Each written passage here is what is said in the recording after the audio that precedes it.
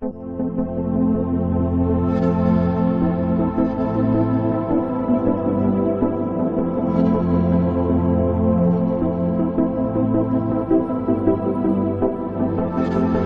tal, amigos? ¿Cómo están? Qué gusto de saludarlos aquí en tu programa El Mundo del Vino de Pablo García Migoya.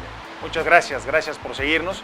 Y la realidad es que hoy nos espera un programa muy especial con una magnífica cata con Pedro Ferriz Tecón. Acompáñanos. Cuando anda uno de la seca a la meca, me dijeron, vamos a ir a una cata, y yo ya me traía mi traje de karate. Pero no, ya que me informaron bien, dije, bueno, está bien, vamos a echarnos nuestra cata. Pablo es un entusiasta de lo que está pasando en el país, al igual que mi querido Rodrigo, que pues hemos estado juntos hace algunos meses ya tratando de empezar a sembrar, así como se hace con la vid, empezar a sembrar.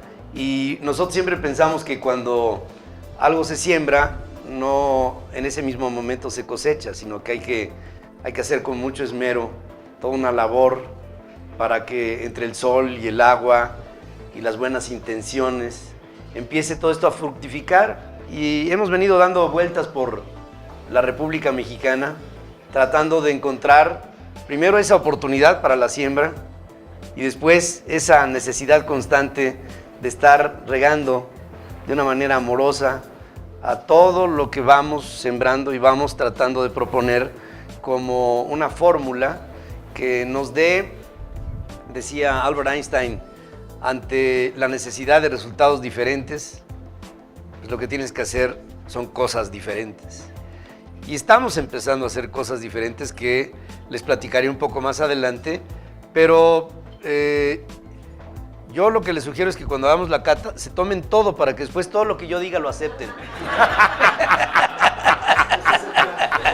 Ese es el plan. Y para que al final digan ustedes, qué brillante estuvo Pedro, qué bárbaro. Y después se les olvide todo, pero se les quede la buena sensación de que estuvo todo muy bien. Me siento en familia, me preguntaban por aquí que si me gustaba Puebla. Mi madre nació de estas familias viejas de principios del siglo XX que migraban constantemente entre México y España. A mi abuelo materno le tocó migrar varias veces entre México, 8 veces entre México y España. Y tuvo 8 hijos, 4 en México y 4 en España. Y de los 4 que tuvo en México, mi mamá nació en Atlisco. O sea que, pues, algo bueno me toca, ¿no? Es atlisqueña y, fue atlisqueña, pero digo es porque las personas se mueren hasta que se olvidan. Y mientras tanto aquí la tengo en mi corazón. Y Pablo, pues, estamos en tus manos. No, hombre. Pues, y salud. Salud. Muchas gracias, Pedro. Pues lo mismo, la verdad es que estamos muy contentos todos. Muchísimas gracias, Pedro, Rodrigo, siempre con esta hospitalidad en un super hotelazo y con una personalidad, Pedro, lo has demostrado. Realmente, además de todo, esta línea que estás hoy llevando, pues yo creo que es muy loable. Y fíjense que hoy va a estar divertido porque a final de cuentas vamos a mezclar muchas cosas. Hoy, hace unos días, invité al padre Escandón. Hoy no pudo venir porque, pues no se sentía muy bien, ya es una persona grande. El padre Escandón fue rector de la Ibero de México. Somos ex-iberos, varios de aquí que estamos, Pedro empezando por ahí. Y me decía, a ver, Pablo, no entiendo bien. A ver, mira, yo he conocido muchos vinos buenos, pero políticos ninguno. Dije, sí, padre, pero eso es ahora, el futuro es distinto. Y pues a final de cuentas, creo que de eso se trata de hacer de México un vino mejor. Y la realidad es que los vinos se parecen mucho a las personas o las personas a los vinos. Acaba de decir una cosa, Pedro, muy importante, que es que todo lleva su tiempo. Y las personas, al igual que los vinos, requieren de un cuidado. Los vinos nacen en el momento en el que empiezan a florecer en la tierra, en que la uva empieza a tomar color, eso que se le llama el embero. Pero para eso necesita el cuidado de la gente, necesita el cuidado de una familia, como la que tú tuviste, Pedro. Y a final de cuentas, la otra parte muy importante no son las personas, sino también el ambiente donde tú te desarrollas, que es el terroir de los vinos. Y ese también ha sido una parte importante, ese terroir donde no solamente es la familia, sino son los amigos, es las universidades, es todo eso que tú vas, que vas administrando en tu alrededor, que va alimentando tu vida. Y luego después, claro, por supuesto, la parte de la crianza. Esa crianza, que por eso tiene ese nombre, porque es una crianza, los vinos se crían, y esa parte en la madera. Esa parte de la madera que es donde tú realmente vas a aportar y vas a absorber la parte de esa personalidad que va a marcar toda tu vida. Entonces, los vinos y las personas se parecen en las personalidades, Pedro, y por eso hay una cosa muy curiosa. Hace unos días estaba leyendo tu currículum y vi que naciste en 1950. Tengo mucha madera. Mucha madera. Y hay una cosa todavía más curiosa. Hace como 3 o 4 días, pues ya saben, yo estoy en este mundo del vino, ¿no? Y me llega una subasta, Pedro, de un Ribera del Duero de 1950. Oh. Y dije, wow, esto no es casualidad, es por algo. Era un Viga Sicilia único, claro, casi 16,000 euros la botella. Y dije, esto no es casualidad, hoy vamos a probar dos vinos de Ribera del Duero. Esa fecha, ese vino, Pedro, dije, esto se va a poner muy bueno. Y la realidad es que así va a ser. Quiero darles rápidamente una idea de lo que vamos a tener para que vayan ustedes también midiéndose. Vamos a tener en primera instancia un fino de Jerez de la Frontera. Después vamos a pasar por un rosado de la Ribera del Duero. Después vamos a entrar a un vino bastante interesante, que es un vino de La Rioja Alavesa. Después vamos a pasar a un crianza de Ribera del Duero y después para terminar con un reserva también de Ribera del Duero. Y luego ya hablo yo, y entonces ya. Y luego entramos. Yo voy a ser muy breve, a diferencia, quiero que entiendan algo que esto no puede ser una cata normal, tradicional, porque nos llevaría muchísimo tiempo. Entonces, lo que vamos a hacer, pues es, yo la verdad voy a acelerar un poquito los tiempos y luego ya después, pues si hay preguntas o lo que sea, pues ya lo veremos en otra ocasión, porque yo creo que la parte importante aquí es todo lo que nos tiene que decir Pedro. Entonces, no sé si por favor pudieran de una vez ya empezar a servir.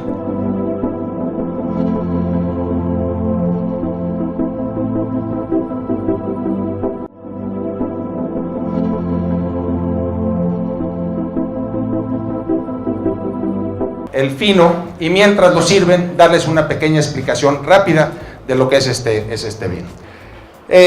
Los vinos de la región de Jerez de la Frontera son vinos muy especiales, son vinos con una elaboración única en el mundo, y a final de cuentas la parte que los hace únicos es definitivamente la crianza, esa crianza biológica que se realiza después de la fermentación tumultuosa. Este vino que vamos a probar ahora es un vino blanco que en primera instancia se produce como cualquier vino blanco, pero la diferencia estriba en que después de esa primera fermentación, después de que el vino ya está prácticamente elaborado, pasa un tiempo de reposo en sus propias lías de varios meses. Esto le va a dar un carácter muy especial y posteriormente se hace un trasiego y ese trasiego se va a pasar y se realiza en barricas, en botas, que se le llama en la zona de Jerez de la Frontera. Y estas botas van de manera espontánea a generar otra segunda fermentación. Esta se le llama una fermentación biológica que está generada, elaborada por un tema del velo, el velo de flor que se le denomina de esa manera. Este velo de flor no es otra cosa más que una, digamos, segunda fermentación con unas levaduras endémicas de la región, que lo que van a hacer es dos cosas. Una, terminar de acabarse, porque esa es la palabra, todos los azúcares residuales que quedaron de la primera fermentación, y después la formación del velo, esa formación del velo que no es otra cosa más que pues los producto de su, bueno, pues de todo ese desperdicio orgánico y de muchas levaduras muertas que se van formando, van haciendo una capa superior que hace digamos una especie como de separación, como de limitación entre el oxígeno, porque las barricas se van a llenar solamente en 2/3 partes, y lo que es el vino. Esto hace que, lejos de ser un proceso oxidativo, sea un proceso reductivo, y eso hace una diferencia muy importante, porque vamos a notar un vino que son olores muy limpios, no hay absolutamente ningún tema de oxidación. Por favor, empiecen a probar. Ya les comenté que no es una cata propiamente, porque nos llevaría muchísimo tiempo y yo no quiero quitar tiempo a Pedro. Entonces, aquí la parte importante es entender varias cosas. Este es el proceso. Vamos a encontrar nosotros un vino con aromas a panadería, un vino con aromas a almendras, un vino que a final de cuentas vamos también a sentir una sensación salina, una sensación a mar, y eso es una de las características más importantes de este vino, que además lo hace o lo forma, le da un carácter especial para generar ciertos maridajes.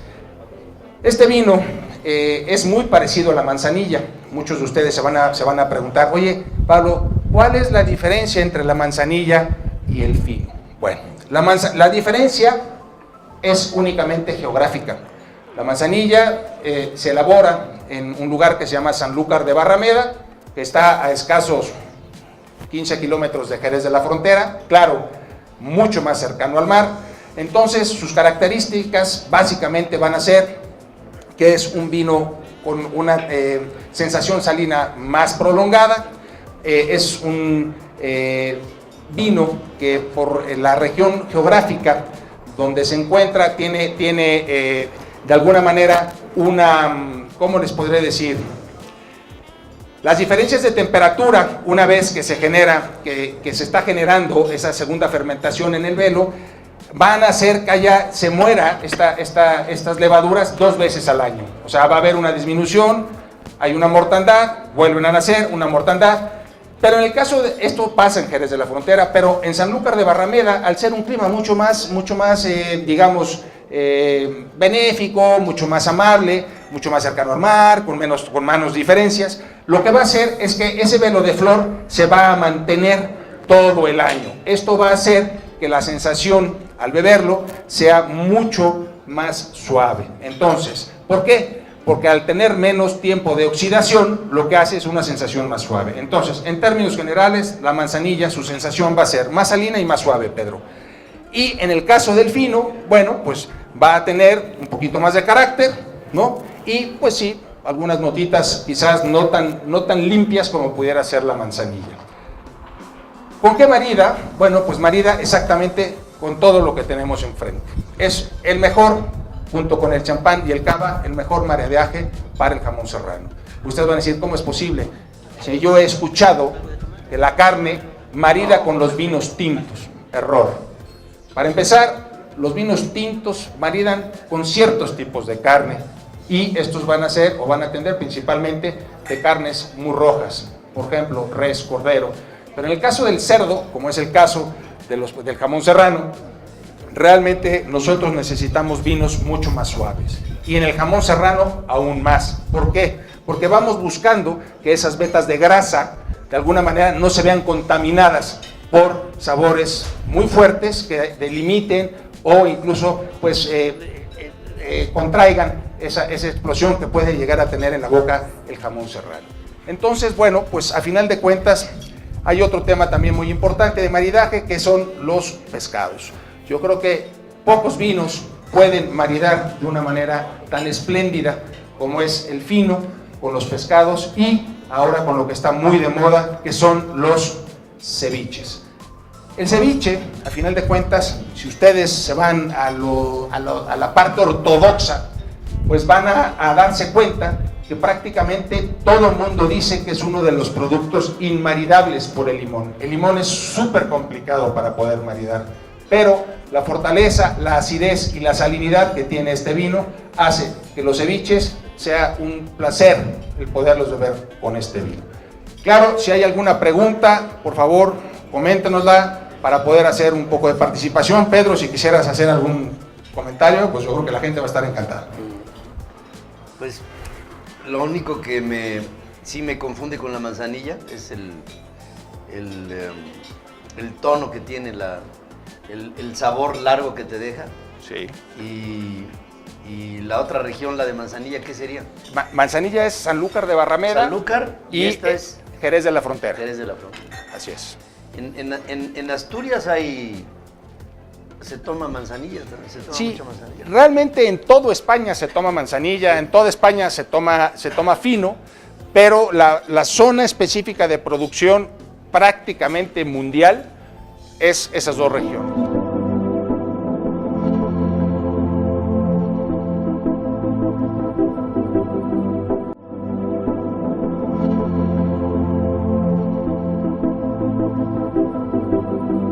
Ha habido algunos experimentos que surgieron en Australia, ¿no? De querer copiar de alguna manera este vino. Bueno, digo, no es... Australia ha hecho mucho, ¿no? Ha hecho mucho trabajo y quisieron igualar, de hecho se llevaron cepas de las levaduras para poderlas reproducir en Australia y generar los finos, pero la realidad es que no es igual. El tema de la uva, ¿no? y el tema del suelo como tal pues es fundamental. Entonces esto hace que pues sí tengan un sello muy particular. Me faltó comentar, perdón, es que estos vinos, un tema que se me pasó comentar, es que estos son vinos que son fortificados para parar la fermentación, ¿no? Y dejar azúcares residuales y estos después poder ser alimento en la segunda fermentación biológica. Es un tema importante, una disculpa, un punto muy importante. Esta fortificación, este añadido, ¿no? de brandy de uva, es un tema que llega por las inversiones inglesas.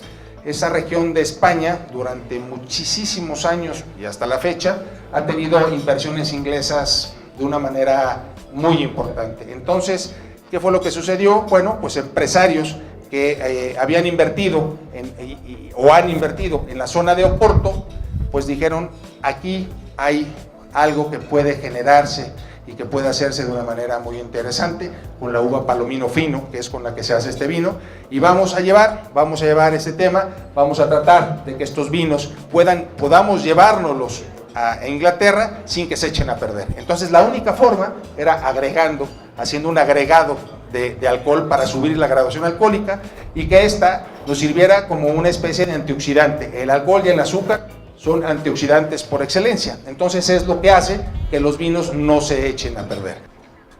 Por eso yo no me he echado a perder. No, yo creo que es bueno también decir que en México no hay, bueno, en América Latina no hay la costumbre del vino porque estaba prohibido en todo lo que fue la conquista, la colonia. Eso se quedó en exclusividad para Europa y a nosotros nos dejaron con las puras chelas y el pulque y el tequila, los aguardientes. Pero nada de ningún tipo de desarrollo hasta después de la independencia empiezan de una manera muy lenta y paulatina a hacerse algo de vino y fue una costumbre cultural en donde nos falta muchísimo. ¿Sí? En promedio, ¿cuánto nos tomamos de vino al año per cápita? Mira, yo tengo amigos que levantan el promedio. El promedio, pero, Claro. Pero digamos que medio litro. Mira, realmente sí. Mediáticamente se trabaja la cifra de 700 mililitros, lo que es... Una botella. Una botella. Lo que es real es sobre 550 mililitros. Pero es una realidad. Hay temas... Quiero hacer una comparación, por ejemplo, ¿no? Solamente la zona de Jerez de la Frontera tiene 22,000 hectáreas de uva sembrada. En todo México, solamente hay 6,000 hectáreas. O sea, una sola región de España. Ni cómo hacerle, ¿verdad? Ni cómo hacerlo. Entonces, esto nos da una idea, ¿no? Más o menos de la industria, del poder de la industria, de la generación. Pero también hay que marcar una cosa, Pedro. La realidad es que en México siempre ha existido un paradigma, o se ha querido manejar un paradigma alrededor del alcohol, vamos a llamarle en general.